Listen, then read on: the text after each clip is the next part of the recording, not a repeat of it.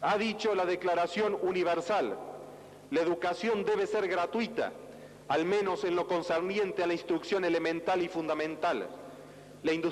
La instrucción técnica y profesional habrá de ser generalizada. El acceso a los estudios superiores será igual para todos en función de los méritos respectivos. El Concilio Vaticano II ha sido aún más categórico. Todos los hombres, de cualquier raza, condición y edad, por poseer la dignidad de persona, tienen derecho inalienable a una educación que responda al propio fin, al propio carácter, al diferente sexo y acomodada a la cultura y a las tradiciones patrias, y al mismo tiempo abierta a las relaciones fraternas con otros pueblos para fomentar en la tierra la unidad verdadera y la paz. Mas la verdadera educación propone la formación de la persona humana en orden a su fin último y al bien de las sociedades de las que el hombre es miembro y en cuyas responsabilidades participará cuando llegue a ser adulto. El inciso quinto garantiza la libertad de conciencia y de religión, que implica el de profesar y difundir las creencias. Este derecho, esencial como que hace a la vinculación íntima del hombre con Dios, tiene la doble dimensión de la profesión libre de la propia fe y de su manifestación externa. Juan Pablo II escribe: la actuación de este derecho es una de las verificaciones fundamentales del auténtico progreso del hombre en todo régimen, en toda sociedad, sistema o ambiente. El derecho que todo hombre tiene de empeñar su energía física y moral en un trabajo elegido por él se consagra en el inciso sexto. Sin embargo, el trabajo al que especialmente dedica su atención el derecho constitucional, por ser el más necesitado y susceptible de tutela estatal, es el que se presta en relación de dependencia o para un empleador. El derecho al trabajo, no con el alcance de exigibilidad de una prestación estatal, sino de facultad o libertad de elegir una actividad y desempeñarla, aparece en la Declaración Internacional de Derechos Humanos de 1948, artículo 22, en la Carta de la OEA sancionada por la Conferencia de Bogotá en 1948, en la Declaración Americana de los Derechos y Deberes del Hombre, etc. El Estado tiene la obligación de promover un régimen social en el cual todos los hombres puedan obtener los medios suficientes de vida mediante el desempeño de su actividad, de combatir la desocupación y de prever en forma de seguro o de asistencia el desempleo involuntario. El inciso séptimo consagra el derecho a constituir una familia. Dice el preámbulo de la Carta de los Derechos de la Familia que los derechos de la persona, aunque expresados como derechos del individuo, tienen una dimensión fundamentalmente social, que halla su expresión innata y vital en la familia. Esta debe ser concebida como un elemento natural y fundamental de la sociedad, la que le debe, al igual que el Estado, protección. El derecho de reunión y de asociación, inciso octavo, solo tienen como límites las restricciones previstas por la ley que sean necesarias en una sociedad democrática, en interés de la seguridad nacional, de la seguridad y el orden público, o para proteger la salud, la moral o los derechos o libertades de los demás. Este parámetro necesario en una sociedad democrática servirá de interpretación de la razonabilidad de cualquier restricción y supone la homogeneidad de los sistemas políticos en el respeto del pluralismo, la posibilidad del disenso, la no imposición por el Estado de pautas rígidas y obligatorias a que debe ceñirse la vida social o política y la posibilidad de la participación de todos en la elaboración de las decisiones. En esta facultad de toda persona de vincularse con otras en forma más o menos estable para la consecución de un objetivo de interés común, se constituyen lazos morales y jurídicos de cierta estabilidad y permanencia como forma de realizar los fines perseguidos. La Declaración Universal proclama este derecho en su doble aspecto, positivo y negativo. Toda persona goza de la libertad de asociación pacífica y nadie podrá ser obligado a pertenecer a una asociación. La unión fortifica al individuo, acrecienta y multiplica el valor y eficacia del esfuerzo personal, permite la división del trabajo y posibilita la plena consagración de cada cual a la vocación que le señalan sus aptitudes. La autoridad pública no puede desconocer ni conculcar este derecho, pero puede reglamentar su ejercicio de acuerdo a las exigencias del bien común. El derecho de peticionar libremente, inciso 9, puede ejercerse ante cualquier órgano del Estado, incluso el judicial, pero cuidando en este caso de no presionar o interferir indebidamente en la administración de justicia y en el deber de imparcialidad del juez. El alcance amplio del derecho, tal como se propicia, es recogido por muchas constituciones, Uruguay, Guatemala, Grecia, etc.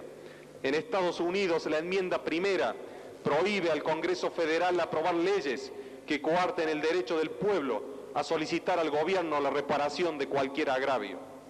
Este derecho apareja el de recoger firmas para la petición y el de hacerla circular, pero exime de la responsabilidad que pueda derivar de las formas o del contenido del pedido. La libertad de expresión, garantizada en el inciso 10, tiene el alcance de expresar las ideas y buscar información, recibirla y difundirla sin consideración de fronteras. Existe una prohibición de censura previa, pero haciendo reserva de las responsabilidades ulteriores en que puede incurrirse y que la ley fijará para asegurar el respeto de los derechos o a la reputación de los demás, el orden público, la salud y la moral públicas. Estos últimos criterios, junto con la protección moral de la infancia y la adolescencia, son los únicos que pueden justificar la censura previa. Quisiera terminar, señor presidente, honorable convención, estas palabras con una reflexión del gran jurista cordobés Arturo Orgaz. Es bastante fácil, sin duda, respetar los derechos humanos en nuestros amigos y aún en quienes son indiferentes. Más difícil es respetarlo en nuestros enemigos, pero es esta última actitud la que permite distinguir precisamente el régimen democrático del totalitario.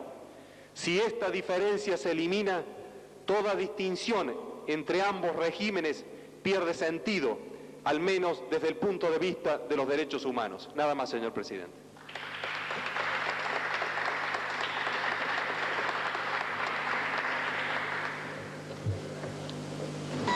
Si ningún señor convencional va a hacer uso de la palabra, se va a votar. Los señores convencionales que estén por la afirmativa tengan a bien levantar la mano. Aprobado. En consideración el artículo 20, derechos no enumerados. Por secretaría se va a dar lectura. Artículo 20. Los derechos enumerados y reconocidos por esta Constitución no importan denegación de los demás que se derivan de la forma democrática de gobierno y de la condición natural del hombre. Tiene la palabra el doctor Andrés.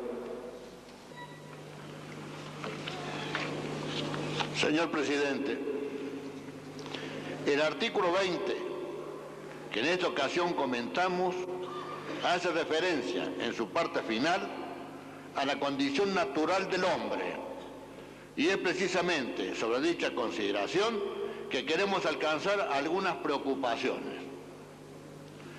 Y decimos preocupaciones porque los tiempos que corren, en donde todos los estratos del ser humano se encuentran regulados por alguna normativa, ya sea general o específica, en donde ámbitos tan privados como la intimidad, la conciencia, la libertad, se encuentran en no pocos casos restringidos por esquemas, algunas veces teóricos u otras veces mecánicos, técnicos, científicos, con implicancia en la praxis humana. Todo ello nos llena de preocupación. Preocupación la nuestra, en definitiva, de saber si se tiene en claro o no cuál es la condición natural del hombre a la que se alude. Ciertamente, no lo ponemos en duda y deseamos aclarar que no nos mueve un apetito de polémicas el saber si realmente se midió la talla de la afirmación en cuestión, pero atento a que es nuestro deber de legislador hoy el dejar claro el camino a los que vendrán mañana y en el caso efectivo de estas normas es que queremos escarbar en el sentido profundo de la afirmación. Pretendemos sumergirnos en lo medular del ser humano. Hasta nos animaríamos a decir, y por usar el léxico más propio, que queremos discurrir acerca de lo que verdaderamente resulta ser inefable en el hombre, esto es, acerca de su mismísima naturalidad, de su recóndita condición ontológica de ser humano. Nuestra preocupación, señor presidente, puede parecer en el presente desatinada, carente de sentido práctico y meramente discursiva. Sin embargo, resultaría mucho más desprolijo dejar que en el futuro se advierta que se hizo mención acerca de la trascendentalidad de la condición natural del hombre y en ningún caso se diga cuál es ella. Por otra parte, la constante amenaza ha dado muestras más que suficientes que a lo largo de la historia del propio norte del ser humano puede ser desviado y pasar el hombre a ser extraño entre sus pares y olvidar, cuando no renegar, de su propia condición humana. Queremos afirmar que en el aquí y ahora estamos seguros de cuál es nuestra comprensión de la condición natural del hombre, pero no tenemos, sin embargo, garantía alguna acerca de la conclusión de que esta misma cuestión va a poseer el intérprete de la ley de los próximos lustros.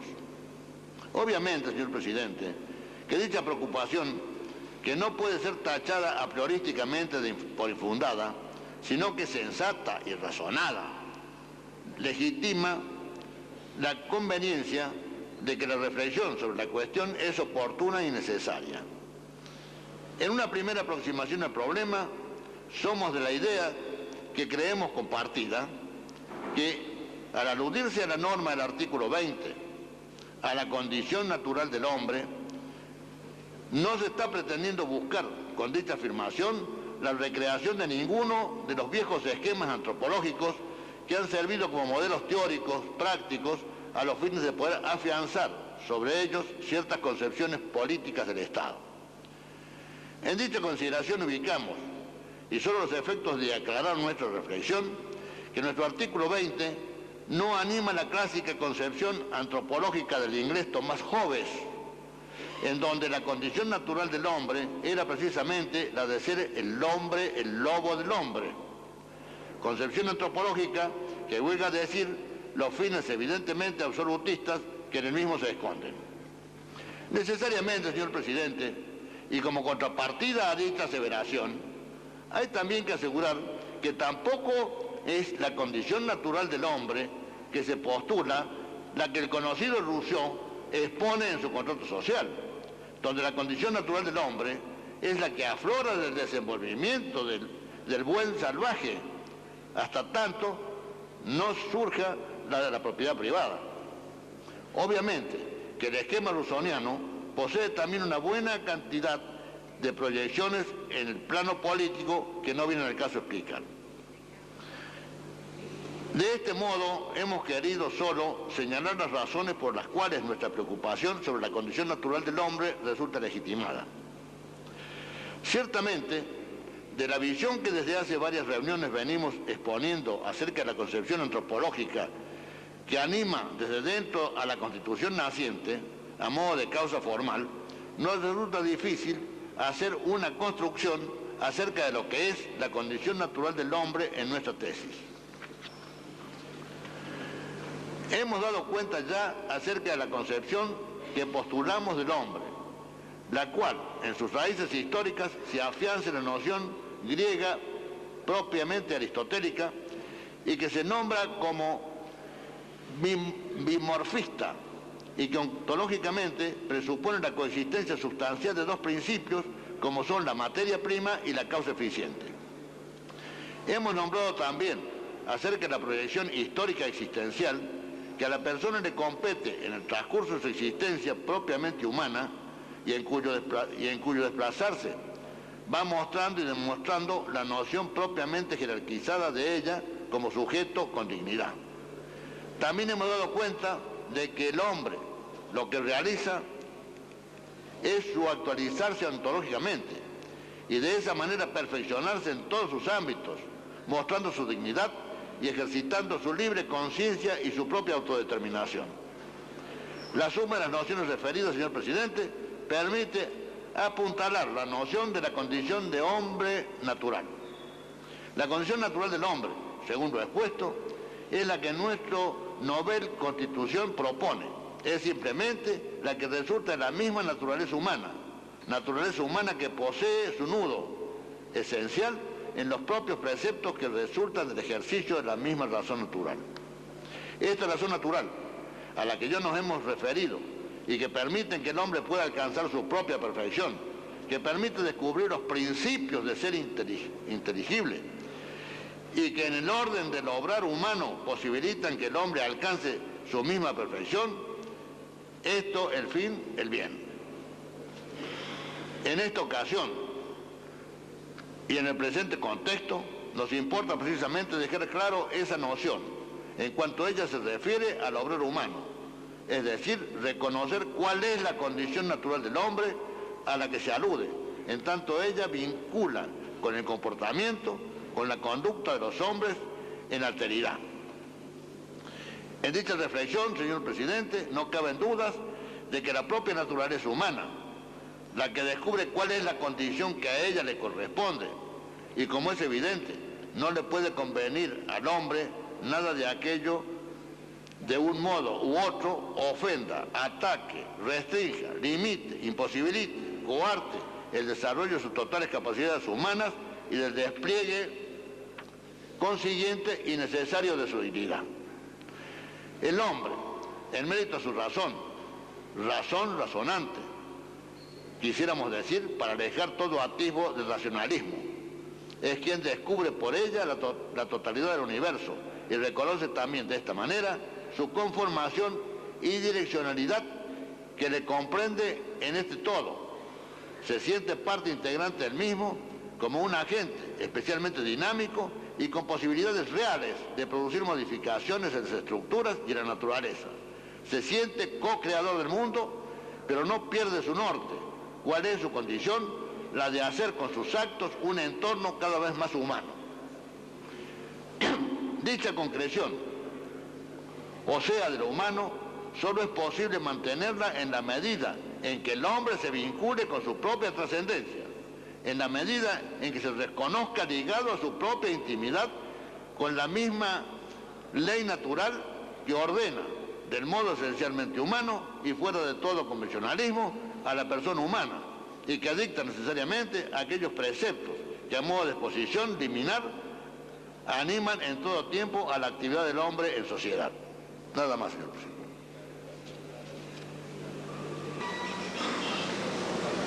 Si ningún señor convencional va a hacer uso de la palabra, se va a votar. Tiene la palabra el señor convencional, doctor Maqueda. Señor presidente, es a los fines de adelantar que en este artículo nosotros aparecemos en el trabajo que tenemos sobre las bancas con un despacho en disidencia, pero dado que coincide total y absolutamente con el espíritu del despacho de la mayoría, nosotros vamos a votar afirmativamente este artículo. En cuanto a lo planteado por el convencional Andruet, yo creo que la explicitación de este artículo sobre los derechos no enumerados tiene una relación, una vinculación muy directa con el artículo 33 de la Constitución Nacional, que habla que son derechos implícitos reconocidos por la Constitución todos aquellos que no hayan sido explicitados, pero que provengan de la forma democrática de gobierno o de la soberanía del pueblo. Aquí se ha empleado otra expresión, dejando un poco de lado la expresión soberanía del pueblo.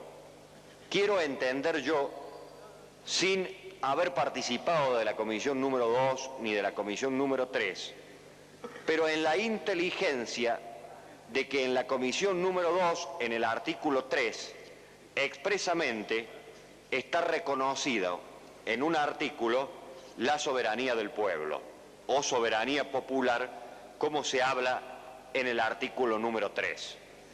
Y en ningún lugar se hablaba de los derechos naturales o de la condición natural del hombre. Sin ninguna duda que cada vez que sale este tema de los derechos naturales o de la condición natural del hombre, vienen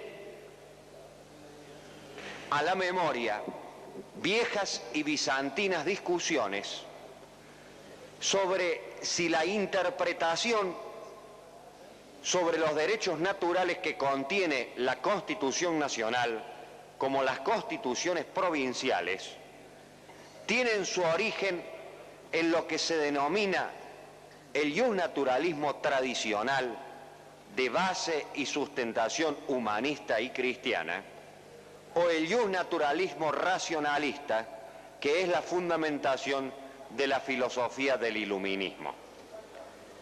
El convencional Andret ha tratado de explicitar a través de una demostración que en parte compartimos, que cuando se habla de la condición natural del hombre, se deja claro que se hace una mención a la condición natural del hombre como lo interpreta la escuela del justnaturalismo cristiano.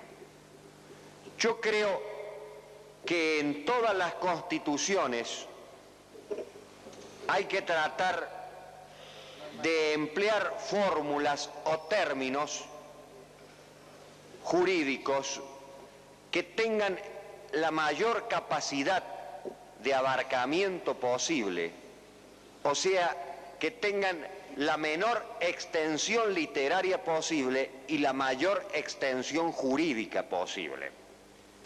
Si bien es cierto que en lo personal adherimos a la escuela que entiende la condición natural del hombre o los derechos naturales, tal cual lo explicita la escuela tradicional del justnaturalismo cristiano, yo creo que con esto y con esta fórmula que estamos consagrando en este momento, dejamos abierta la puerta para que esta discusión teórica que lleva más de 100 años en la Argentina se siga haciendo en los ámbitos donde realmente se debe hacer, o sea, en los ámbitos académicos, en los ámbitos universitarios y aún en los ámbitos de la interpretación jurisprudencial.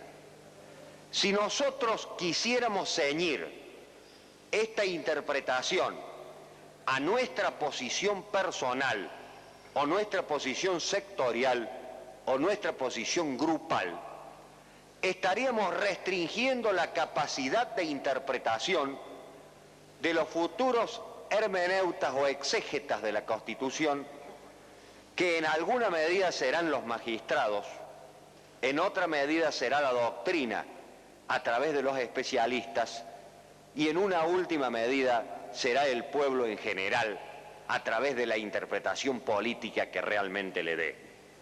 Yo en esto quiero hacer privar el criterio de la amplitud. Voy a estar de acuerdo con el despacho de la mayoría y voy a estar de acuerdo con la explicitación de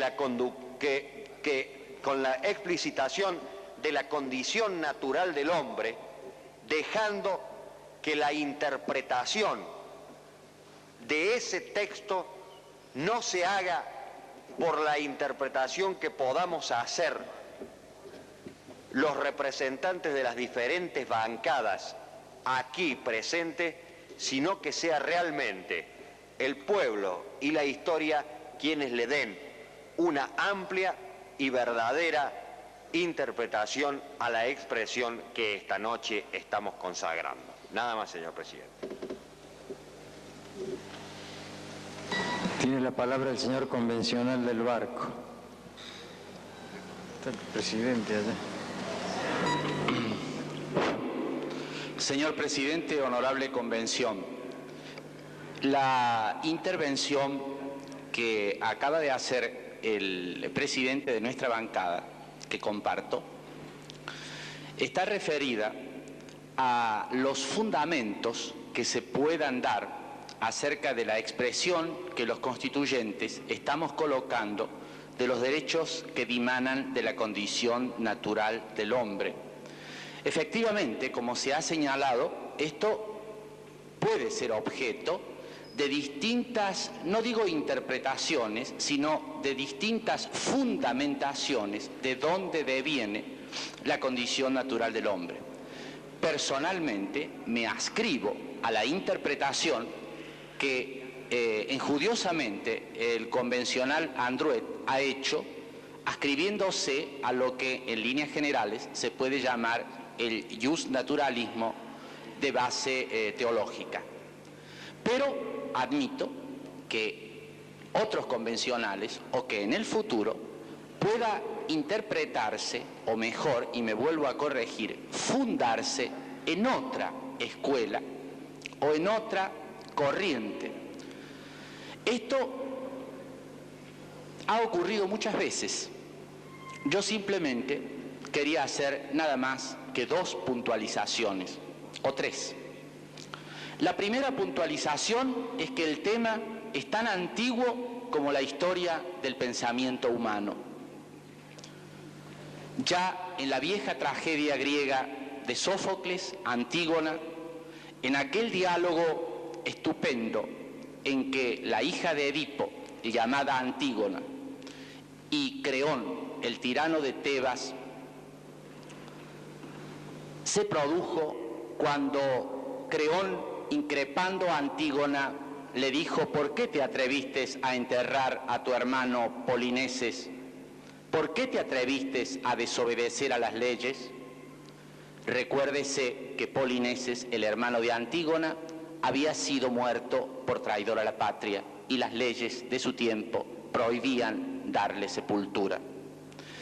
En aquella famosa respuesta de Antígona, cuando dijo: no creí que tus decretos tuvieran fuerza para borrar e invalidar las leyes divinas, pues existen leyes que no son de hoy ni de ayer, sino que siempre han estado en vigor y nadie sabe cuándo aparecieran, y esas leyes no deben ser violadas por temor al castigo de ningún gobernante.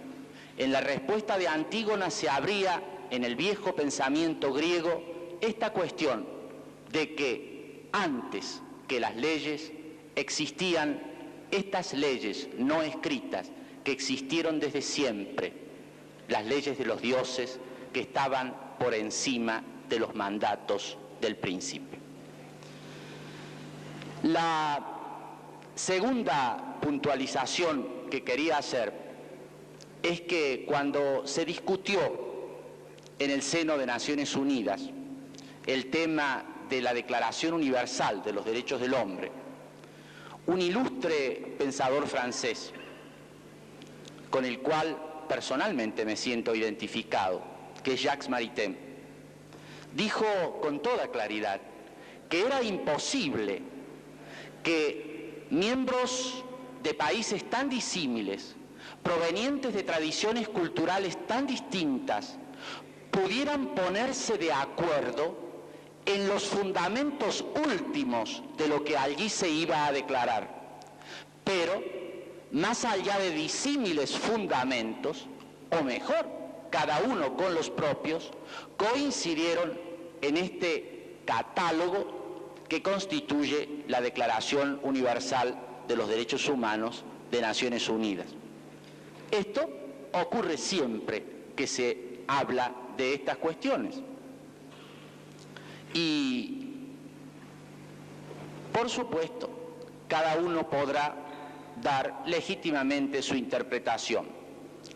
Yo prefiero dar aquella respuesta que el alcalde de Florencia, ese ilustre humanista contemporáneo que se llamó Giorgio La Pira, cuando en una inundación de las que habitualmente azotan a Florencia, tomó la determinación, el alcalde de Florencia, de, por su propia cuenta y riesgo, ordenar que se abrieran las residencias y los palacios florentinos, que eran habitualmente sede de descanso de las clases acomodadas de la región, para que allí moraran los inundados. Cuando alguien le hizo la observación que se estaban transgrediendo leyes, dijo, es posible, pero antes que las leyes escritas están derechos fundamentales del hombre, y prefiero responder ante el Tribunal de los Jueces Humanos por violar alguna de las disposiciones que surgen de la ley humana, antes que enfrentarme al Tribunal Divino por haber vulnerado los derechos fundamentales de la persona. Y así lo hizo. En última instancia, lo que queremos decir para terminar, señor presidente, que estamos dispuestos a admitir en nombre del pluralismo cualquier fundamentación que concluya en que por una razón u otra el hombre, la persona humana, tiene derechos que dimanan de su condición antes que de la voluntad del Estado. Lo único que no admitiríamos, señor presidente, es que lo que se dice en algunas supuestamente novedosas corrientes actuales, que han equiparado los derechos humanos a un invento del hombre contemporáneo, semejantes a otros inventos hijos de la técnica. Eso nos parece que es deshumanizador. De cualquier manera, señor presidente, creo que felizmente los constituyentes de 1987 en Córdoba hemos apostado a la vida y a la dignidad de la persona humana. Y esto es lo que nos aprestamos a votar. Nada más. Muchas gracias, señor presidente. Tiene la palabra el señor convencional, doctor Cornet.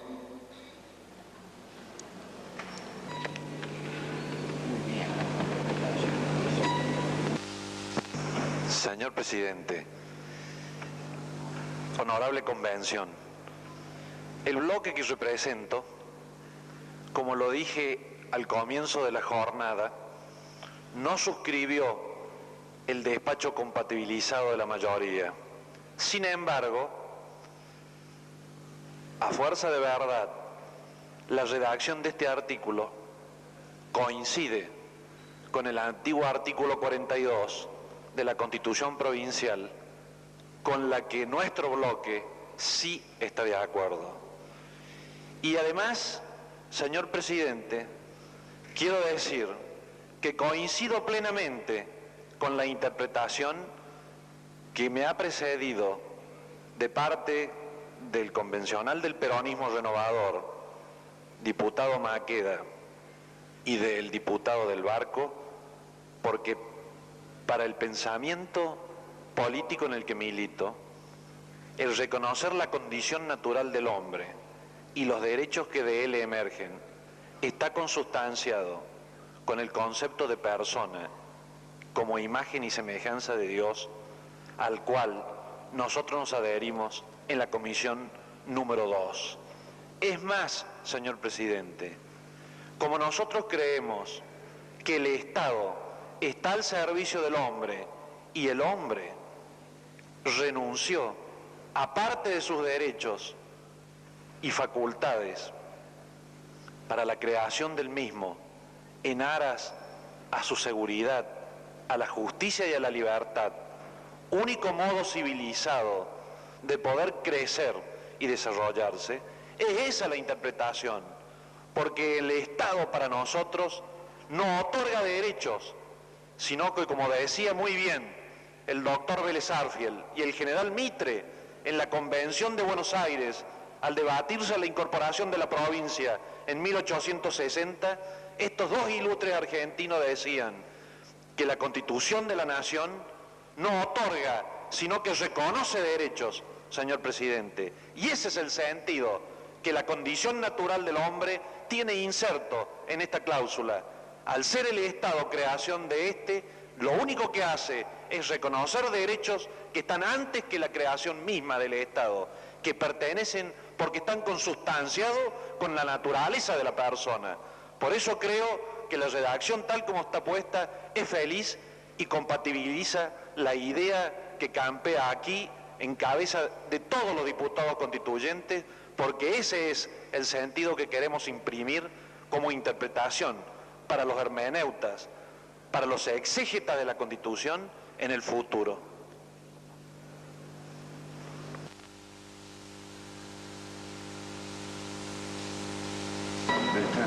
No sé si usted lo quiere. Señor presidente, se lo invito a ocupar su sitial. Tiene la palabra el convencional Andrés.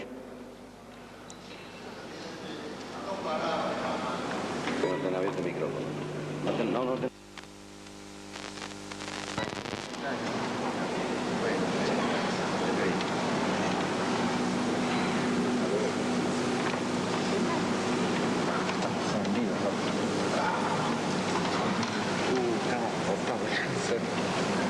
¿Quién tiene la palabra?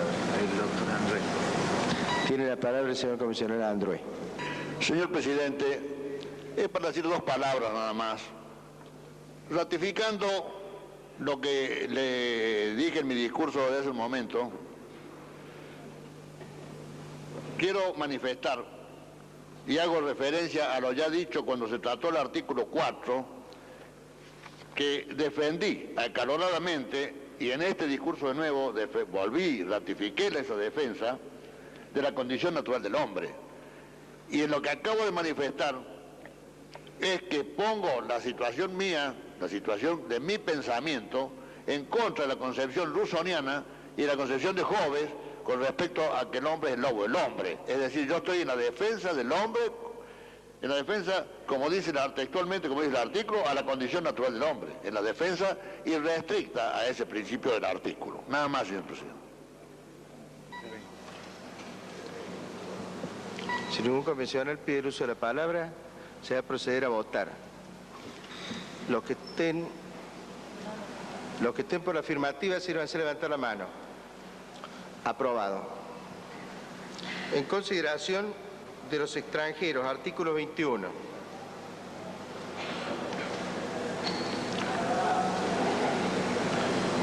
Si ningún convencional hace uso de la palabra, se va a leer por secretaria.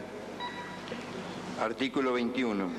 No se puede dictar en la provincia ley o reglamento que haga inferior la condición de extranjero a la del nacional.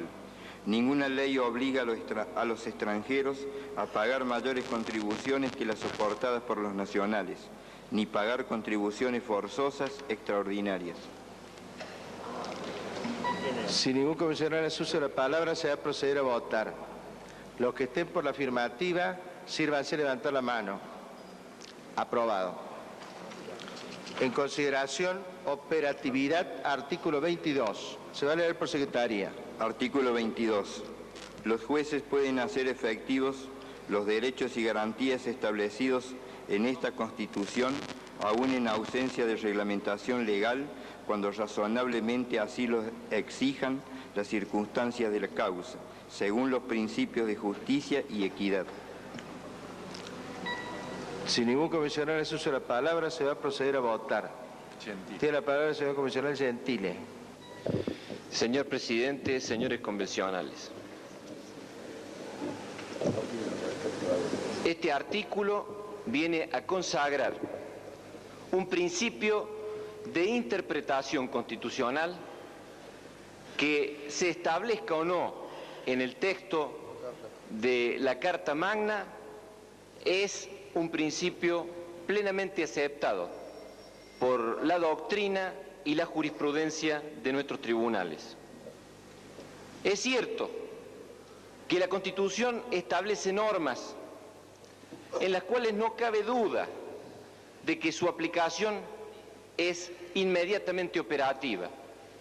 Nadie puede dudar que si la Constitución establece que los diputados duran 4 años en su mandato, nadie podría discutir que porque no exista una ley reglamentaria, estos funcionarios del gobierno van a tener un mandato diferente o no van a terminar su mandato. Esto que se encuentra en la parte orgánica de la Constitución es similar a lo que está establecido en este título que estamos analizando en este momento. Tanto los derechos personales como los derechos sociales y los derechos políticos, en principio, son de aplicación inmediata por todos los funcionarios del Estado y, por cierto, que también por los tribunales de justicia. Nadie podría dudar que las normas que hemos aprobado en el artículo 19, cuando hablan, por ejemplo, del derecho a la vida, al derecho a la salud, a la integridad psicofísica, moral e incluso a la seguridad personal, son normas inmediatamente operativas. Igualmente, cuando hablamos de los derechos sociales, donde algunos pueden haber planteado alguna discrepancia respecto de la inmediata operatividad, nos encontramos con normas que efectivamente no pueden tener otra operatividad que no sea la inmediata, tanto en la aplicación por parte de los funcionarios del Estado como por parte de los jueces.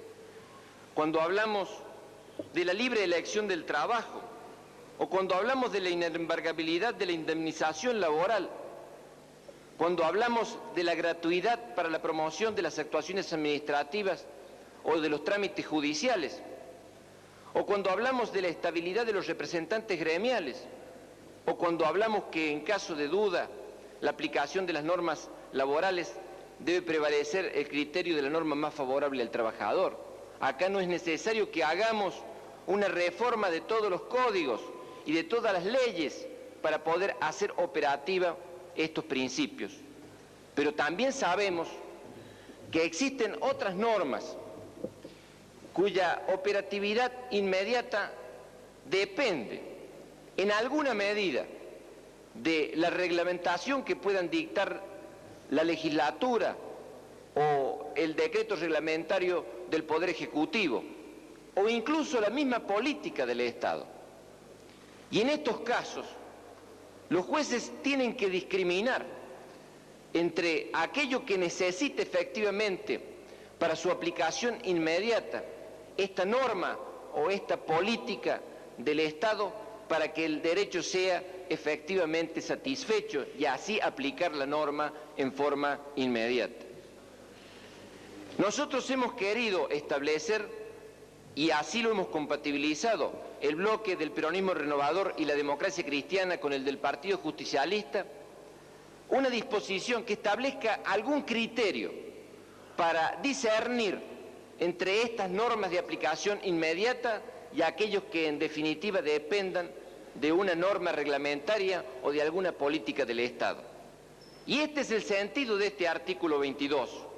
Nosotros hemos hablado de que los jueces, que son aquellos que en definitiva tienen la última palabra en la aplicación de los derechos de los ciudadanos, deben actuar razonablemente, por una parte, y con criterio de justicia y de equidad, por otra, al hacer esta discriminación en los casos donde deba haber una aplicación inmediata, de los casos donde efectivamente no pueda hacerse esa aplicación inmediata, sino a través de una norma reglamentaria o de una política del Estado. Nadie puede pensar de que un ciudadano deba hacer una acción judicial para hacer efectivo aquello de la vivienda digna que establece el artículo 14 bis de la Constitución Nacional si previamente el Estado no ha establecido una política a la cual por la Constitución está obligado a cumplimentar para que ese derecho sea efectivo en cada uno de los ciudadanos. Nunca hemos dejado de pensar que eso efectivamente es lo razonable y eso es lo que depende de principios y criterios de justicia y equidad para que ese derecho se haga efectivo. Lo que nosotros no hemos querido en ningún momento es que ningún juez, bajo pretexto de que no existe una reglamentación, no aplique un derecho que es de operatividad inmediata. Nosotros sabemos, porque esa ha sido la larga tradición jurisprudencial, incluso de la Corte Suprema de Justicia de la Nación, que durante muchos años denegó la posibilidad de hacer uso de la garantía del amparo, refugiándose en aquello de que no existía una norma reglamentaria que hiciera efectivo esta garantía. Y esto, que durante muchas décadas fue una negativa permanente de los tribunales, encontró por fin, a través de los conocidos casos Ángel Siri y Samuel Cot SRL, un acogimiento por parte de la Corte, que se olvidó de que no existía un procedimiento específico para que esa garantía se hiciera efectiva y obvió las posibilidades de un trámite procesal previo para hacer efectivo esto de la garantía del amparo. Señor Presidente, señores convencionales, con estos fundamentos es que nosotros hemos propuesto este criterio y esta redacción, que sabemos que siempre es perfectible, porque sería muy difícil que nosotros, a priori, intentáramos hacer una discriminación desde ya para que los jueces entiendan que estos principios o estos derechos y estas garantías deben ser de aplicación operativa inmediata y estos otros no lo deben ser, porque sabemos que esto sería imposible hacerlo ahora en función de muchas décadas que seguramente durará la vigencia de la Constitución.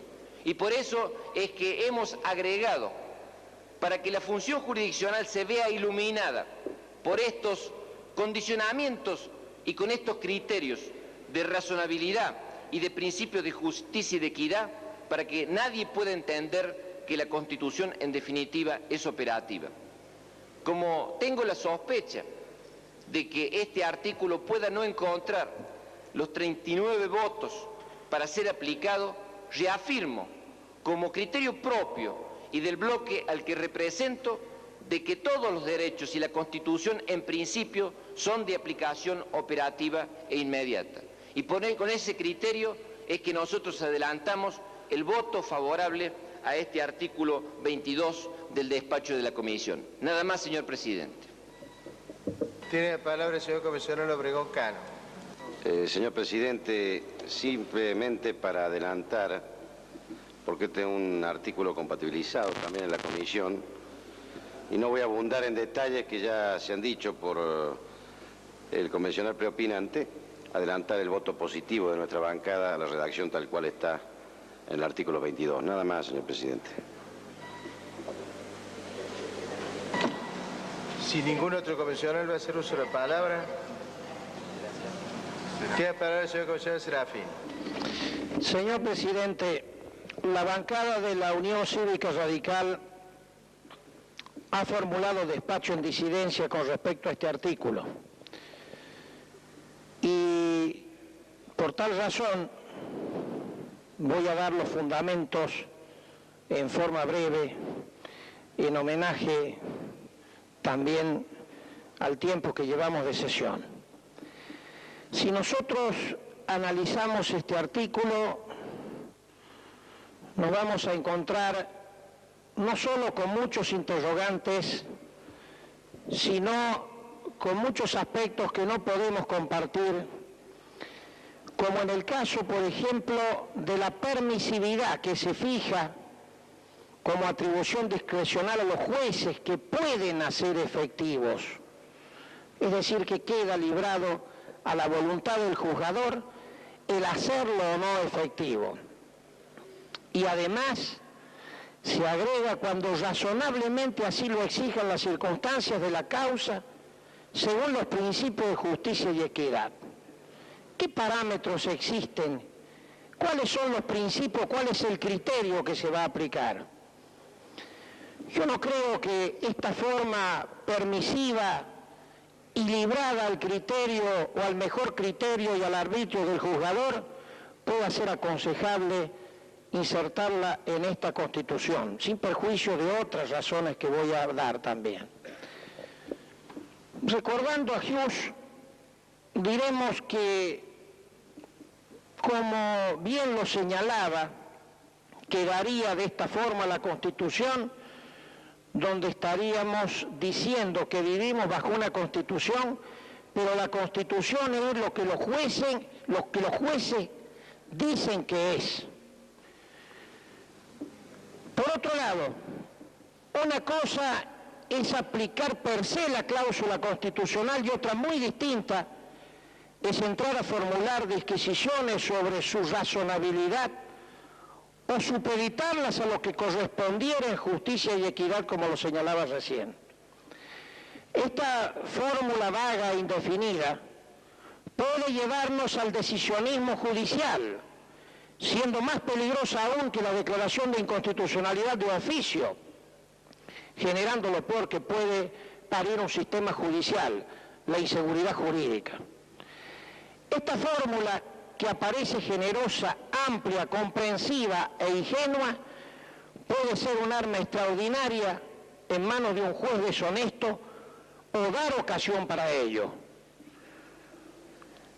Entendemos que no, la precisión legislativa, el respeto al contradictorio, la bilateralidad del proceso y la previsión sobre las consecuencias jurídicas constituyen piedras angulares del ejercicio de la defensa en juicio.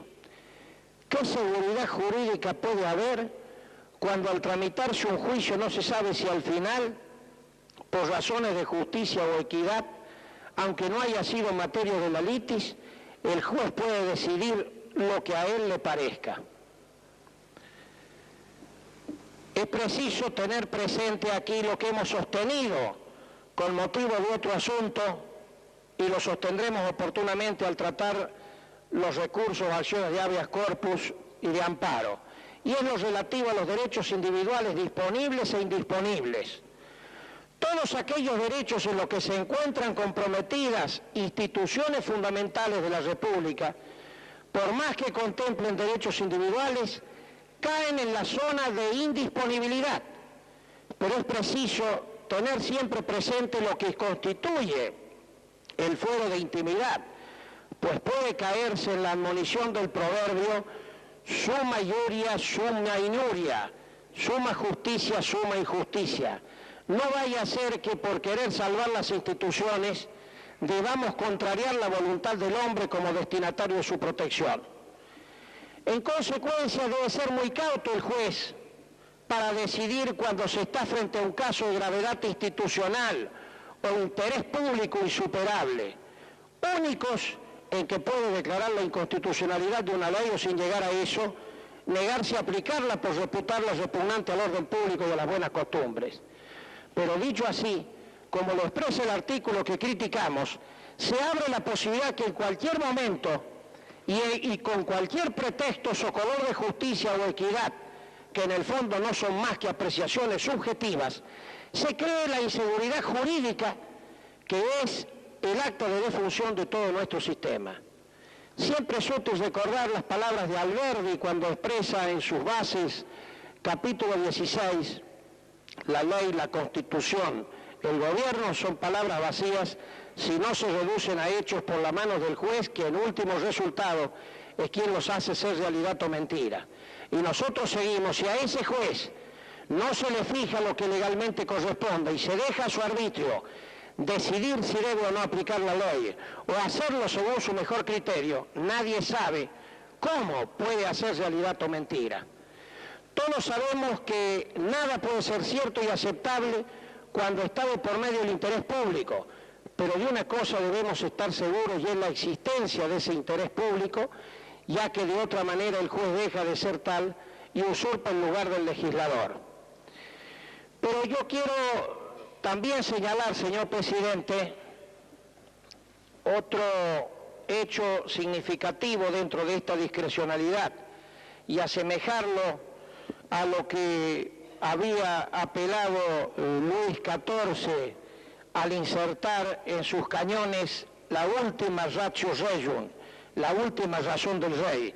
Aquí dejaríamos librado la última razón al juez, y entiendo que eso significaría el renunciamiento y, por otro lado, como lo he señalado, la usurpación de funciones legislantes.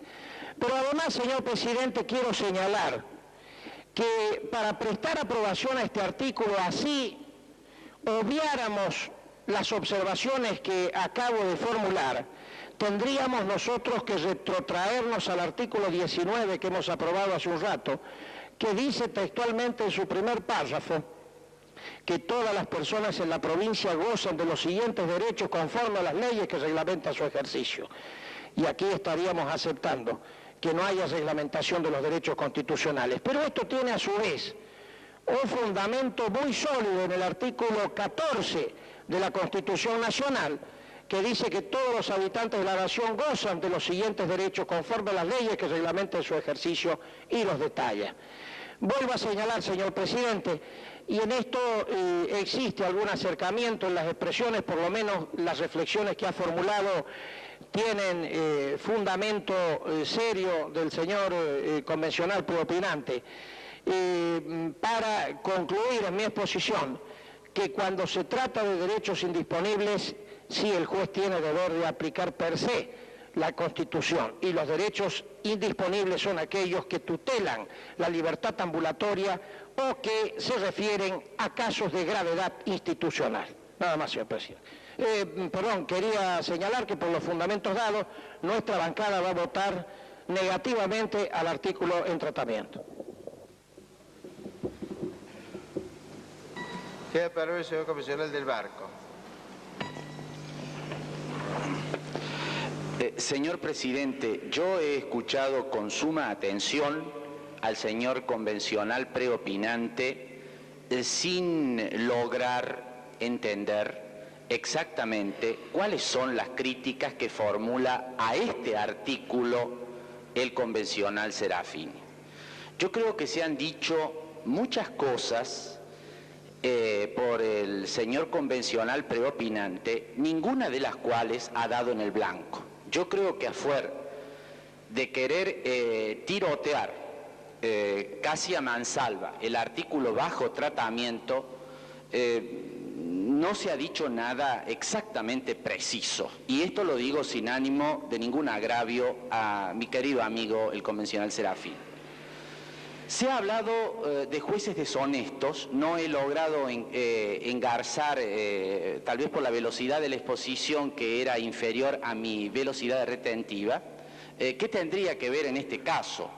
Cuando haya jueces deshonestos, hemos sancionado mecanismos para destituirlos. Es decir, que si hay jueces deshonestos, exista o no exista este artículo, la libertad, la propiedad y los demás derechos consagrados por esta Constitución para los ciudadanos de Córdoba estará en peligro, evidentemente, porque si hay un juez deshonesto, un juez venal, un juez corrupto, etcétera, por supuesto que podrá fallar atrocidades, pero hay mecanismos, ¿no es verdad?, para corregirlos y para sancionarlos. Eso no tiene nada que ver con este artículo, porque esté o no esté, pueden existir los jueces deshonestos y hay mecanismos para eliminar al juez deshonesto dentro de la mecánica legal. Por otra parte, se ha hablado de una cosa que es recurrente, que es el famoso gobierno de los jueces o el despotismo de los jueces, la peor de las tiranías que estaríamos consagrando aquí. El artículo bajo tratamiento no tiene absolutamente nada que ver con lo que técnicamente se ha llamado el gobierno de los jueces. El gobierno de los jueces, aquello que hace a los jueces legisladores, aquello que hace al juez que invada un campo que no le es el propio, es otra cuestión. Concretamente, la cuestión se acaba de plantear en Argentina, teóricamente, y no precisamente por el artículo 22 que estamos tratando, sino que me estoy refiriendo concretamente a la reciente doctrina de la Corte por mayoría, a donde, con motivo de 2 o 3 cuestiones. Una, la declaración de inconstitucionalidad de la ley de matrimonio civil en el artículo que impide el divorcio vincular. 2, la ley que pena la tenencia de estupefacientes, que ha declarado que no es punible la tenencia de estupefacientes para el consumo y que ha declarado, por otra parte, que los cónyuges divorciados, según la ley argentina, pueden contraer nuevas nupcias. Evidentemente que en ese caso, no entro al fondo de la cuestión, pero digo, evidentemente en ese caso, los jueces han comenzado a legislar y allí caben las consideraciones del gobierno de los jueces. Pero en este caso muy concreto, con las explicaciones muy concretas y me parece muy adecuadas que ha dado el convencional de nuestra bancada, el doctor Gentile, los jueces pueden hacer efectivos, dícese, los derechos y garantías establecidos en esta Constitución. Yo no advierto en la réplica del convencional Serafín, ¿por qué se dice que aquí los jueces crearían una ley?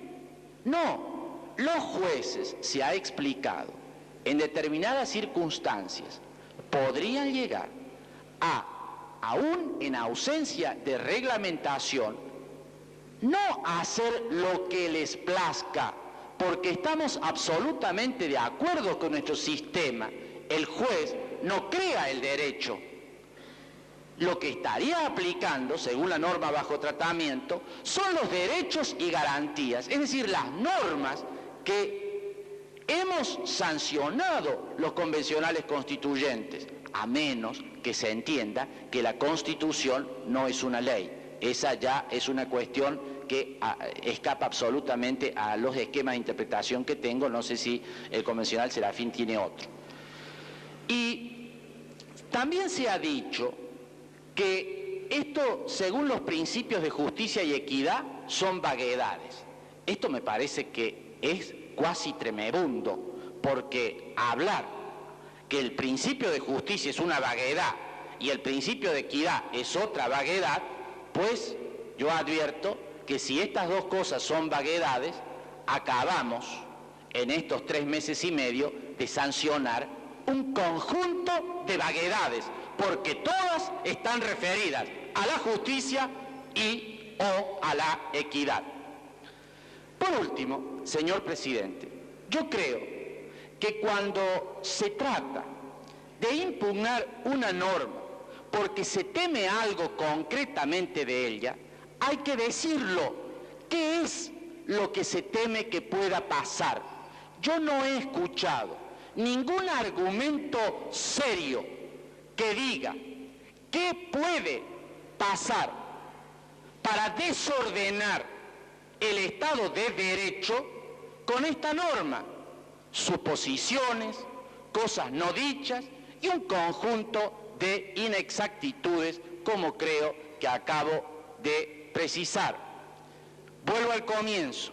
El artículo 22 bajo tratamiento está diciendo que los jueces pueden hacer efectivos los derechos y garantías establecidos en esta Constitución, no lo que a su leal saber y entender crean. Y una última cosa que en esta réplica de memoria que estoy haciendo, advierto que se dijo en algún momento. También es peligroso este artículo, ha dicho el convencional aludido, porque en un juicio, dice, en cualquier momento el juez podría descolgarse fallando, según la justicia y equidad, en contra de lo que se está debatiendo. Yo creo que el convencional impugnante ha olvidado que los jueces de nuestro sistema institucional no son los jueces fazañeros del derecho foral español, es decir, aquellos jueces, viejo precedente de nuestro juez de paz, que sentado a la vera del árbol de justicia escuchaba a las partes y daba la razón a unos o a otros. Los jueces de nuestro sistema lo hacen adentro de un contradictorio con las etapas procesales que todos los hombres de derecho conocen y cualquier litigante se da cuenta, y por supuesto que el juez debe respetar, aún en aplicación de esta norma, todos los pasos procesales. Así que esa hipótesis no existiría. No ha existido nunca, no conozco ningún precedente que se pueda haber dado de esto, a donde un juicio, donde están las partes en el contradictorio, y en un momento dado el juez saca esta suerte de última carta debajo de la galera, ¿no es cierto?, o de la manga, y desquicia todo lo que se estaba haciendo. Yo creo, señor presidente, para terminar, que el artículo 22 es oportuno, ha sido debidamente fundado por el convencional Gentile con observaciones muy precisas, y ese es el sentido que ha tenido el artículo bajo tratamiento en el despacho de comisión. Por lo tanto, creemos que debe votarse afirmativamente, y así lo hará nuestra bancada. Nada más, señor presidente. Tiene la palabra el señor comisionado Corné.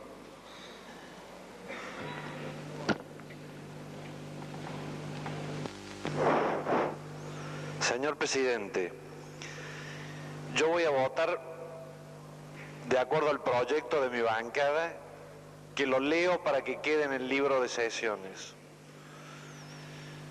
El artículo 5 de nuestro proyecto dice: todos los habitantes de la provincia gozarán en ella de los derechos y garantías que la Constitución Nacional, en su parte primera, capítulo único, otorga en favor de los ciudadanos de los habitantes de la nación, y estarán sujetos a los deberes y restricciones que ella les impone.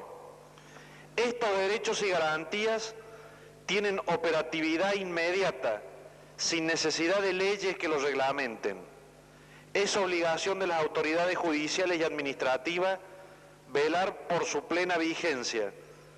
El Tribunal Superior de Justicia es intérprete de su aplicación. Yo voy a votar favorablemente por esta norma, señor presidente.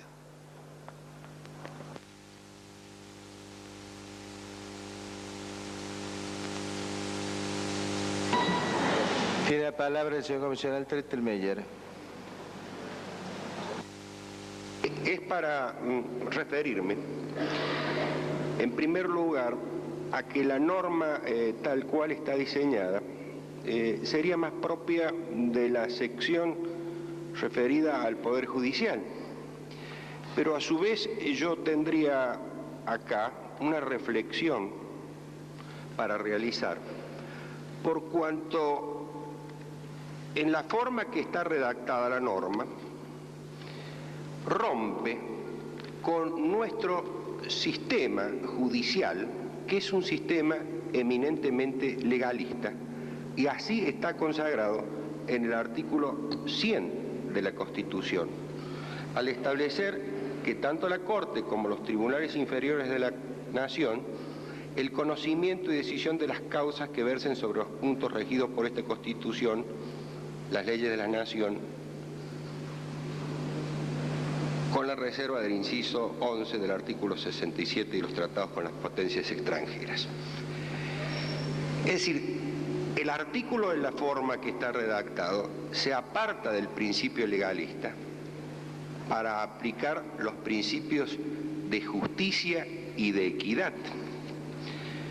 Y en este sentido, ha sostenido en forma reiterada la Corte Suprema de Justicia de la Nación que el sistema constitucional solamente corresponde a la Corte de Justicia de la Nación y a ella le está reservada su interpretación final, pues, como se ha dicho, es un poder constituyente permanente, pero esta facultad le está vedada a los tribunales inferiores. De tal forma que podríamos nosotros entrar en otro sistema judicialista, como es el anglosajón, apartándonos del sistema legalista europeo y americano, que es el que ha seguido nuestra Constitución. Asimismo, creo que de alguna manera estaría violando el artículo 1 de la Constitución Nacional cuando establece el sistema republicano de gobierno y otorgar a los jueces la facultad de, cuando entiendan razonable, aplicar los principios de justicia y equidad. No solo la norma en cuestión rompe con el sistema legalista argentino, sino que también conculcaría el sistema republicano de gobierno. Nada más, señor presidente. Si ningún otro comisional, tiene la palabra el señor comisional del Barco.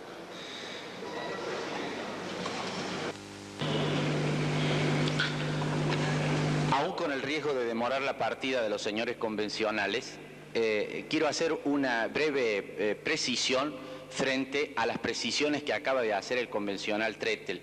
Yo creo que nos estamos refiriendo a dos normas distintas. Yo me estoy refiriendo a la norma despachada por comisión que lleva el número 22. Él se refiere a otra norma que parece decir así. La norma que ha considerado en la hipótesis fundante de las observaciones del convencional Trettel, que yo comparto, pero con respecto a otra norma que para este efecto le voy a llamar 22 bis o 22 Trettel, que diría así: los jueces pueden fallar según los principios de justicia y equidad. A esa norma, que no es la que está bajo tratamiento, me adhiero a las observaciones que ha hecho el convencional Trettel, que allí estaríamos en el llamado sistema anglosajón, que es otra cosa. El llamado principio legalista que he invocado, que entiendo que debe ser el principio de legalidad, como se le suele llamar más comúnmente, es que los jueces deben aplicar el derecho y no pueden ellos legislar, que es lo que respeta el artículo 22. Porque el artículo 22, bajo tratamiento, dice que los jueces pueden hacer efectivos los derechos y garantías establecidos en esta Constitución. Los derechos y garantías establecidos en esta Constitución. Cuando se menciona los principios de justicia y equidad, se los pone como un morigerador para que el juez le está diciendo, aún en ausencia de reglamentación legal, cuando razonablemente así lo exigen las circunstancias de la causa, pero se está refiriendo a los derechos y garantías establecidos en esta Constitución. Ahora bien, si se admite que los derechos y garantías establecidos en esta Constitución, cuando el juez los aplica, aún en ausencia de ley que los reglamente, eso no es ley, pues entonces tenemos que poner a la ya larga lista de disposiciones transitorias que oportunamente vamos a sancionar una nueva disposición transitoria pero permanente. Esta sería una que dijera así: las disposiciones aquí contenidas no son ley. ¿Por qué? Y claro, porque si el juez las aplica, dice que el juez está aplicando algo que no es la ley. En fin, esto sería una novedad. Yo recién me entero que no estábamos sancionando una ley, bien es cierto que es la ley fundamental de la provincia. Por otra parte, señor presidente, todas las argumentaciones sobre las que ha insistido el convencional Trettel, que entiendo se refieren al artículo 22 bis, que no está en tratamiento ni existe despachado por comisión, que alteraría el sentido republicano, ratifico lo dicho anteriormente. Aquí no hay de ninguna manera alteración del sistema republicano en cuanto un poder hace lo que le está conferido al otro.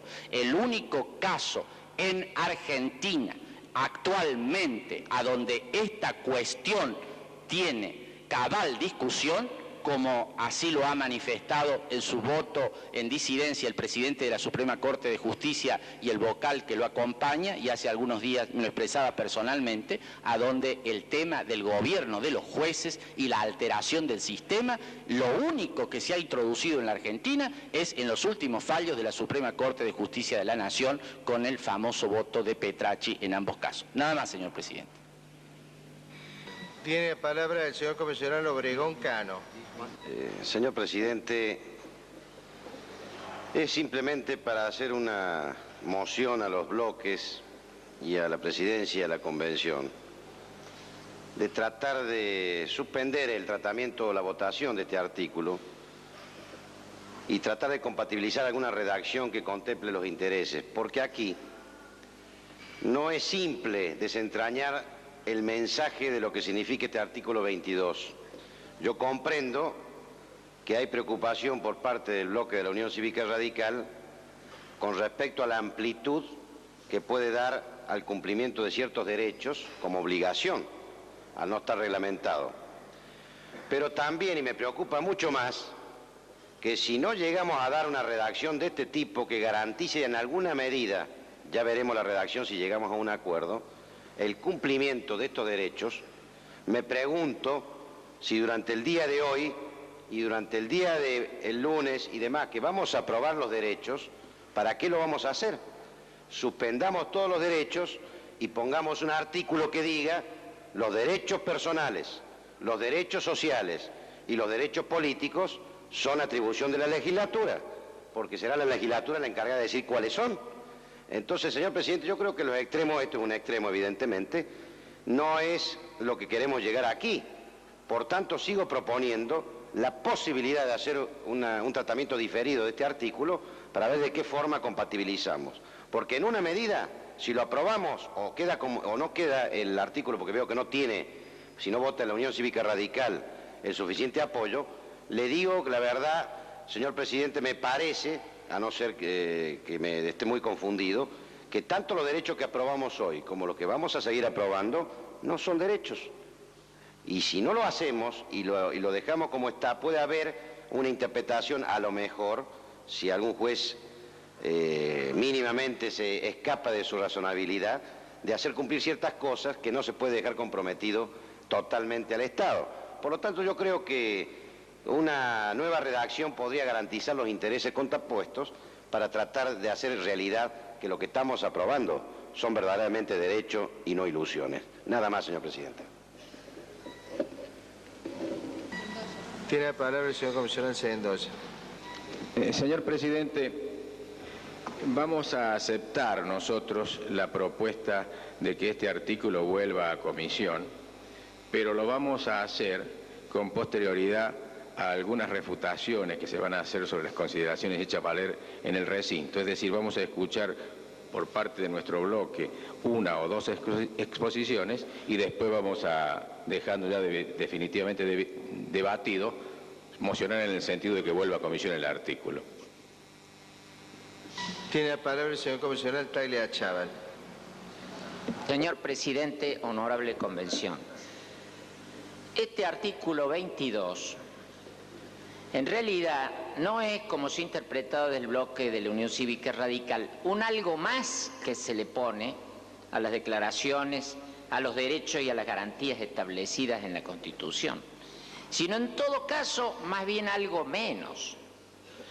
Porque resulta que después de que la Corte estableció en los casos Siri y Cot el derecho de amparo, allí claramente se estableció que en ausencia de reglamentación legal, el derecho y la garantía era una ley y como tal ley surgiendo de la Constitución Nacional, incluso tengo que aclarar que ni siquiera estaba como expresamente declarado el amparo, no siquiera estaba nombrado el amparo, sino que lo sacaron del artículo 33 de la Constitución Nacional, como dice, porque de allí se sostuvo por la Corte que el amparo estaba dentro de esa fórmula tan ambigua como es la del artículo 33, que habla de que existen también los derechos que resultan de la soberanía del pueblo y del principio republicano de gobierno. Y de ahí dedujo el amparo, y después lo reglamentó al amparo la Corte, y dijo cómo debía ser el amparo que había realmente establecido la Corte. Repito que no existía ningún derecho constitucional de amparo no reglamentado. De manera que con esa teoría establecida por la Corte en ese fallo, se estableció clara y definitivamente un artículo, un derecho establecido en la Constitución Nacional puede ser directamente operativo y no necesita de reglamentación legal cuando surja la circunstancia que se lo entienda por parte de los jueces de que ese derecho está en función del principio republicano de gobierno y del principio de la soberanía del pueblo. De manera que acá, con más razón, la doctrina de la Corte es aplicable, tanto más que acá vamos a sancionar una serie de derechos sociales que si resulta que no van a poder ser aplicados hasta que no se reglamente la ley, lo que van a hacer no van a ser derechos y garantías, sino que van a ser simples consejos que el legislador convencional, que la convención le da a los señores legisladores para que cuando quieren lo reglamenten, y si no lo reglamentan no habrá tales derechos. Y entonces en la calle va a haber la impresión de que acá nosotros hemos estado jugando a entregar derechos y garantías y a mencionar derechos sociales que no existen porque van a depender de la voluntad del legislador. Y no puede haber ningún derecho ni ninguna garantía que dependa de la voluntad del legislador, sino que estas son imposiciones y mandatos que se le da al legislador y que en cierta manera los jueces, cuando no los ha reglamentado, los jueces dicen, usted no lo ha reglamentado, usted no ha cumplido con su deber, lo voy a cumplir yo en el caso particular de que se trata.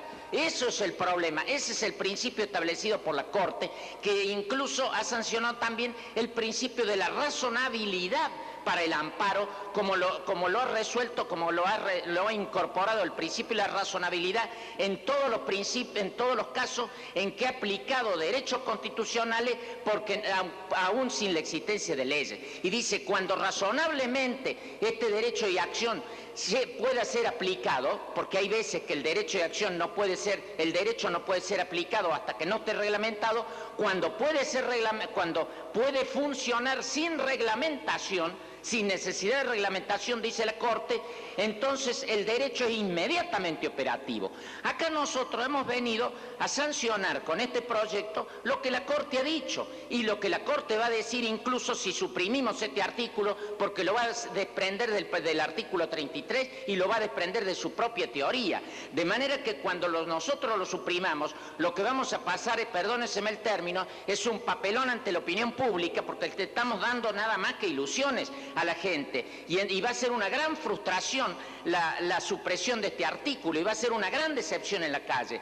Nosotros justamente lo que hemos puesto es una limitación al juez y le hemos dicho, usted puede resolver conforme a razonabilidad que está establecida en la jurisprudencia de la Corte, usted puede poner en ejercicio el derecho y garantía establecido en la Constitución en ausencia de reglamentación legal, cuando razonablemente lo exijan las circunstancias. Entonces ya se ve que es bastante limitativo para los jueces y se le ha agregado según los principios de justicia y de equidad. Si se le quiere sacar según los principios de justicia y de equidad, que eso lo haría un poco discrecional, yo no tengo inconveniente, se puede sacar, pero lo que no se puede sacar es esto de la razonabilidad porque está de acuerdo con la teoría de la Corte. Y vuelvo a repetir que aunque no se lo ponga y si este artículo se suprime, lo único que va a quedar es en la calle una gran decepción de que hemos sancionado nada más que promesas que no van a tener vigencia, consejos que no significan ningún mandato para el legislador y en consecuencia la posibilidad de que estemos en una gran frustración de disposiciones que nosotros la hemos sancionado con todo entusiasmo pensando que van a empezar a materializarse. Y con esto nosotros lo que queremos también es decir al legislador lo siguiente: si usted entiende que las circunstancias impiden que el derecho tenga toda la efectividad y la amplitud que debería tener en circunstancias normales, y si nos encontramos en situaciones mediante las cuales el derecho no puede tener amplitud, reglaméntela y póngala de acuerdo a las circunstancias. Pero trabaje, señor legislador, trabaje en esto y reglamente la ley, porque si usted no la reglamenta, los jueces la van a poner en vigencia porque esto es un mandato, esto no es un consejo, y los mandatos son para los legisladores, para los jueces, para las asociaciones intermedias, para los ciudadanos y es decir, para todo el pueblo de la provincia. Nada más, señor presidente. Tiene la palabra el señor comisionado Serafini. Señor presidente, es simplemente para señalar que yo no he dicho todo lo que me ha hecho decir el señor convencional del Barco. Posiblemente un lapsus de desatención lo ha llevado a transmitir versión que yo no he dado. Nada más que eso quería dejar aclarado, señor presidente. Tiene la palabra el señor comisionado Caferata Nores. Señor presidente, yo no voy a entrar en la discusión del punto en concreto, toda vez que veo que mi compañero de bancada, doctor Hernández, se apresta a defenderlo con buenos argumentos y porque además va a ser motivo de una nueva consideración en comisión. Yo lo que creo es que, de una vez por todas, tenemos que ponernos de acuerdo sobre cuál es el perfil de poder que le queremos acordar al Poder Judicial.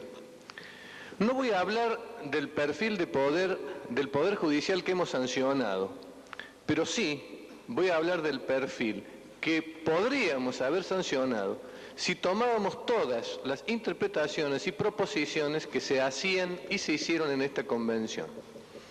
En primer lugar, hubiéramos tenido un Poder Judicial que se hubiera nombrado él mismo y que además se hubiera controlado él mismo su propia responsabilidad política a través de este Consejo de la Magistratura que nombra jueces y juzga jueces. Tendríamos un Poder Judicial que tendría derecho de iniciativa de leyes, porque hubo una propuesta en ese sentido. Tendríamos un Poder Judicial que además de iniciar las leyes, las podría aplicar, su función natural. Tendríamos también un Poder Judicial que no aplique las leyes declarándolas inconstitucional. Y hubiéramos tenido un Poder Judicial que derogue leyes si hubiésemos aceptado esa acción declarativa de inconstitucionalidad con efecto erga omnes. Hubiéramos tenido un Poder Judicial que además se arrogaría facultades de controlar hasta los propios actos de la Convención Constituyente, según una interpretación que hizo en algún momento un convencional de otra bancada sobre la posibilidad de que los jueces declaren inconstitucionales los actos del Poder Constituyente. Tendríamos un Poder Judicial que controlaría el acierto político del fallo del Senado en el juicio político. Y ahora, con esta cláusula, tendríamos un Poder Judicial que no solamente iniciaría, aplicaría, no aplicaría o derogaría leyes, sino también un Poder Judicial que casi tendría la facultad de hacer leyes. No quiero entrar en la discusión, simplemente quiero caracterizar al Poder Judicial que queremos, un Poder Judicial como el que hemos trabajosamente configurado en esta convención. Pero quiero que quede claro cuál sería el Poder Judicial que hubiésemos sancionado, que hubiésemos creado para la provincia, si hubiéramos aceptado todas las iniciativas que acabo de señalar. Nada más. Tiene la palabra el señor comisionado Chiachira.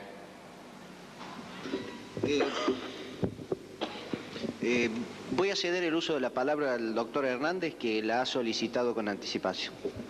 Con anticipación lo ha solicitado al señor comisionado Monte. Tiene la palabra el señor comisionado Monte.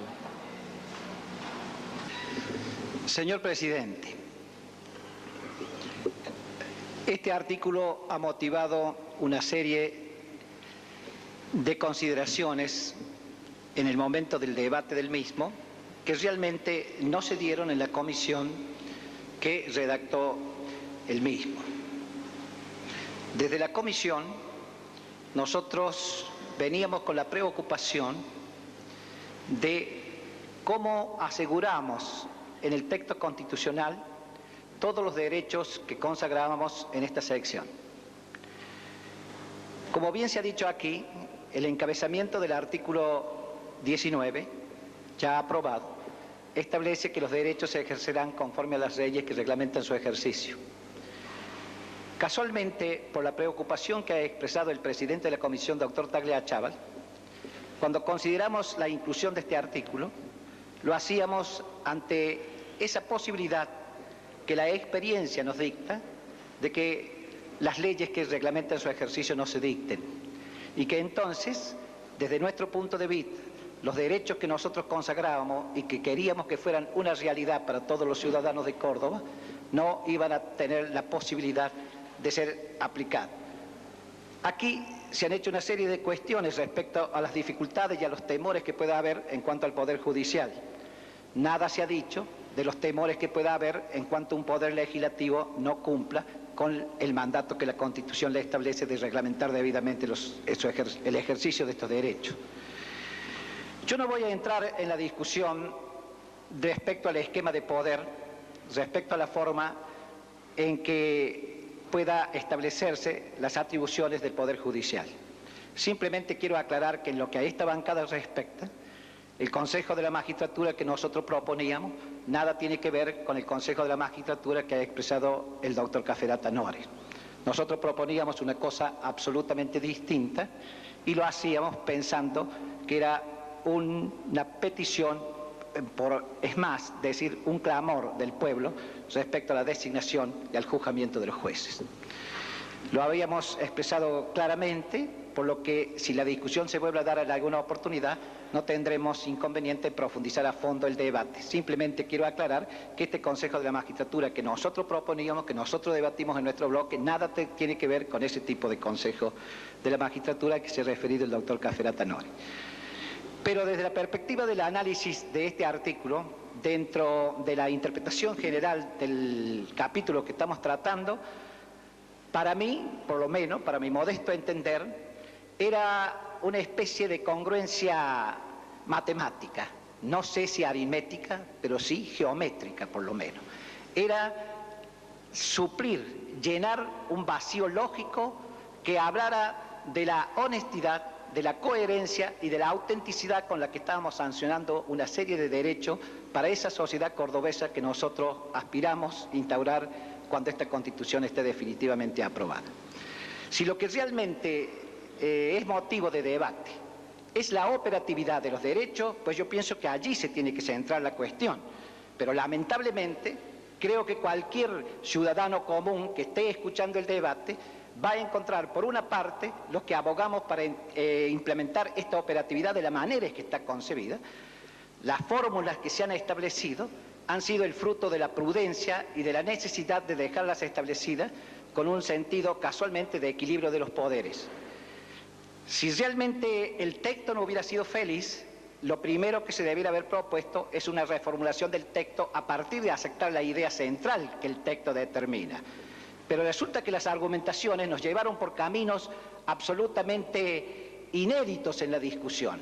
Hubo una serie de consideraciones que pueden haber motivado réplicas que realmente centran la discusión en otros aspectos, pero que no son los propios de este artículo. Yo creo, señor presidente, honorable convención, que realmente es posible que el expediente de la vuelta a la comisión dé alguna solución. Pero hasta el momento aquí no hay argumentos válidos que nos indiquen por qué puede haber un voto negativo al artículo tal como lo proponemos. Si lo que se trata es de reformular la redacción, es algo muy distinto y nosotros, por supuesto, con lo que hemos demostrado permanentemente, estamos totalmente de acuerdo. Lo que no queremos es un vacío en este aspecto, porque sí, entonces voy a tener que compartir lo que ha dicho el doctor Tagliachaval, y es posible que por una falta de coraje o de valentía en la decisión y en la adopción de una fórmula que cubra este necesario extremo normativo que tenemos que cumplir, quedemos realmente ante el pueblo como que hemos dado una serie de derechos y que no nos animamos a asegurar con una cláusula que así lo determine. Nada más, señor presidente. Tiene la palabra el señor comisionado Hernández. Señor presidente, honorable convención, no puedo negar que siempre personalmente he destacado el alto clima de convivencia institucional que se ha dado en esta convención, porque seguramente todos comprendimos que estábamos atrás de un gran sueño y atrás del cumplimiento de una misión histórica. Por eso es que tengo que entrar a este debate con cierto dolor en el corazón. Dolor por las palabras que acabo de escuchar por parte de algunos otros convencionales, como por ejemplo quien me ha precedido en el uso de la palabra. Ha utilizado una terminología como por ejemplo la palabra honestidad, que realmente me preocupa, o algunas otras afirmaciones por el estilo. Si nosotros hemos manifestado preocupación por este artículo, es porque tenemos muy profundas razones para ellas. Fundamentalmente el problema está en el fondo de la cuestión, en el llamado problema de la operatividad de los derechos. Este es uno de los temas más importantes que hay dentro del problema de los derechos. Y todos conocemos la distinción en el derecho constitucional entre lo que son las cláusulas operativas y las cláusulas programáticas. Las cláusulas operativas son aquellas que deben ser directamente aplicadas por todos los poderes. Las cláusulas programáticas son aquellas que requieren de una previa reglamentación legal. Y es cierto que requieren de un diferimiento de la cuestión a otro poder constituido, en este caso, el poder legislativo. Pero ¿por qué esta distinción en el derecho constitucional entre cláusulas operativas y cláusulas programáticas? Porque sencillamente no es lo mismo una constitución que una ley. Una constitución es un programa máximo de gobierno, como lo he dicho en otras oportunidades, como lo decía el maestro Carlos Sánchez Viamonte. Una constitución no tiene la misma técnica que la ley. Una constitución no siempre tiene los mismos preceptos que mandan, obligan y prohíben que tiene una ley. Una constitución a veces tiene definiciones y normalmente una ley no puede tener definiciones.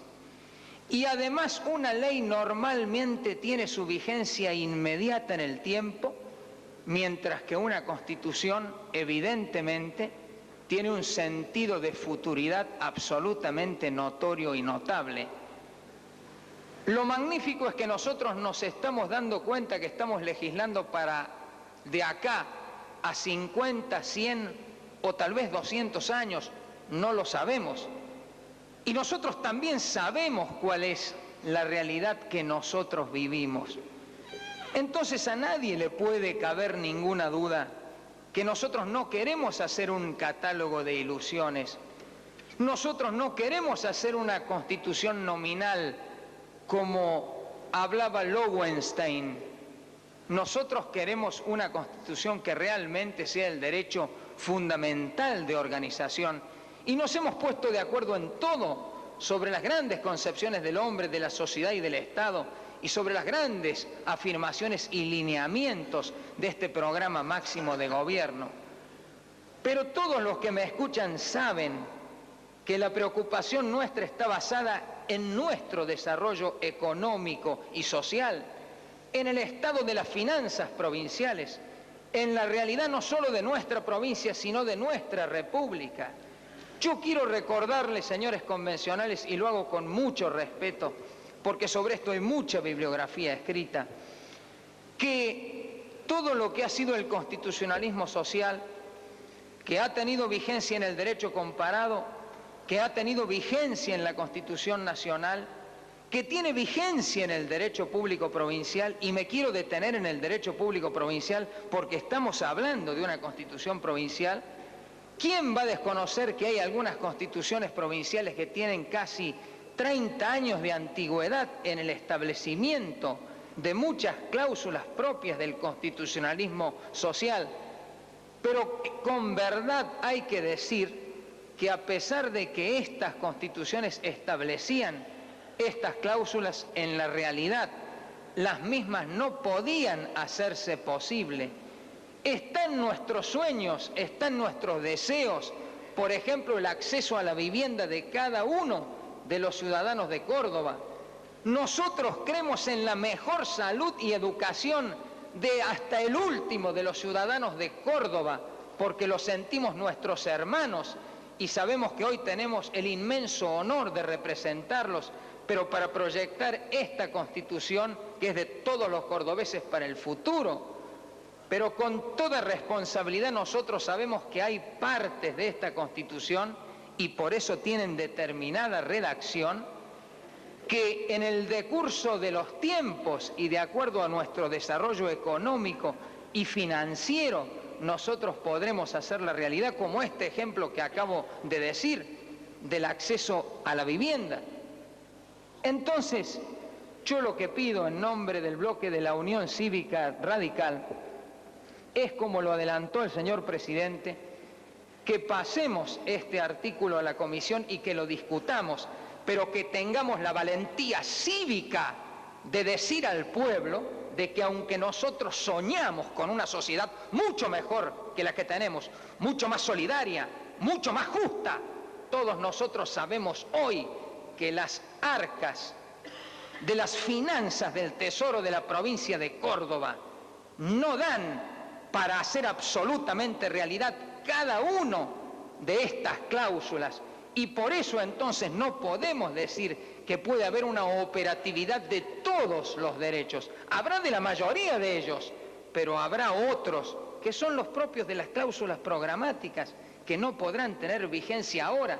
Dios quiera que sea cuanto antes, de acá 10 años, o 15 años, o 5 años, pero nosotros sabemos que si esto se aplica como está redactado, casi podría decir que la provincia seguramente tendría que ver quebradas sus finanzas, tendría que estar fundida la provincia. Entonces este es el sentido de la posición del bloque de la Unión Cívica Radical. Queremos tener en esto la mayor prudencia constitucional, y el tema de la prudencia es no solo la virtud principal del político, como decía Platón, sino que es una de las condiciones mínimas requeridas por la técnica constitucional, como lo dice, por ejemplo, también Linares Quintana, a quien he recordado mucho con respecto a la elaboración de lo que es una constitución. Este es entonces el sentido de nuestra posición, y yo vuelvo a deplorar estas opiniones que había escuchado de parte de otros bloques, pero yo tengo la sensación de que con estas palabras mías, que las digo con absoluto respeto por las otras posiciones, vamos a pasar el tema a la comisión y esperemos que ahí encontremos alguna solución, pero de todas maneras dejamos así fundada la posición de nuestra bancada. Nada más, señor presidente.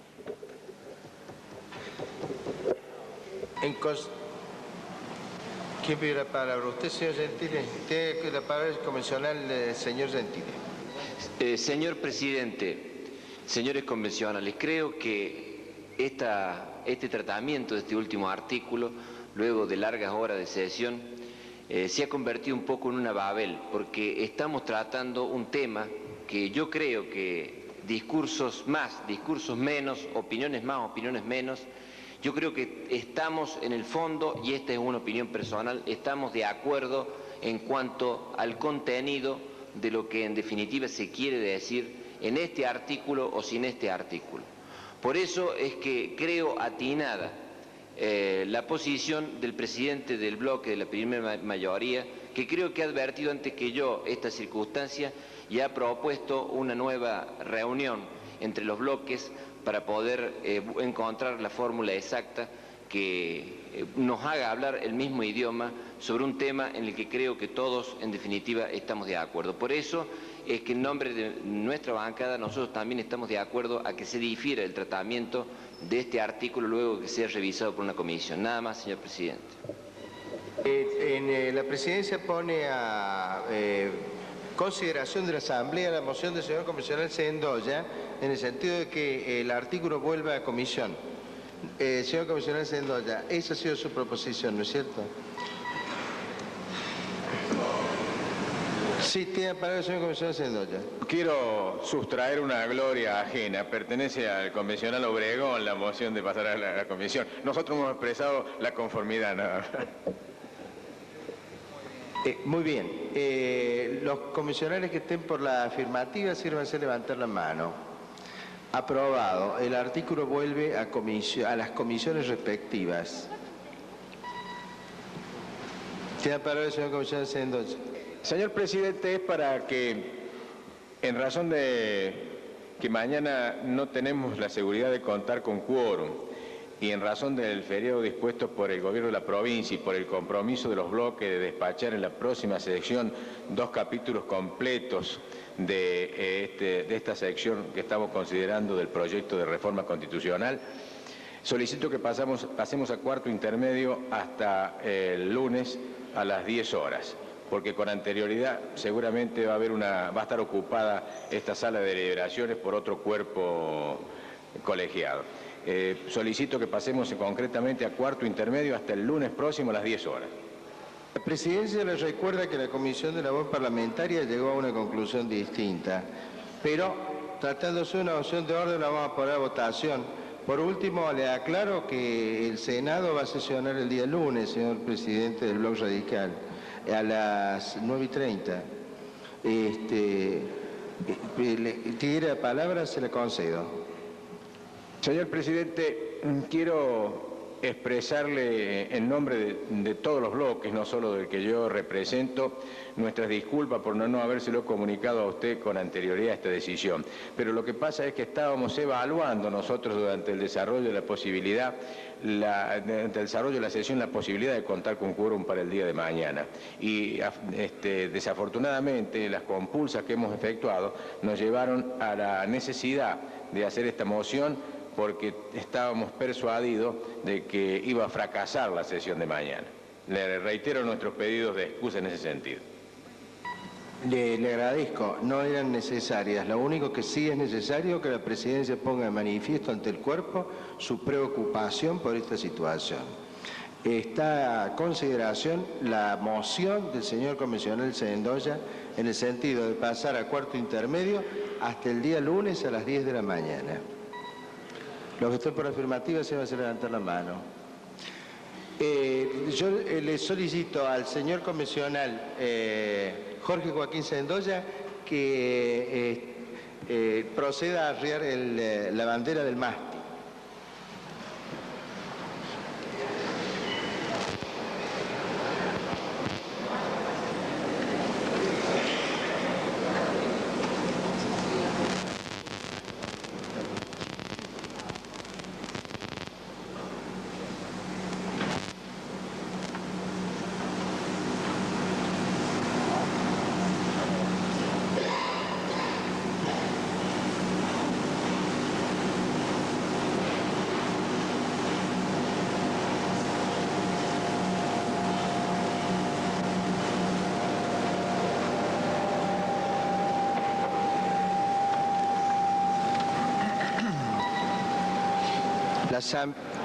La convención pasa a cuarto intermedio hasta el día lunes a las 10 horas.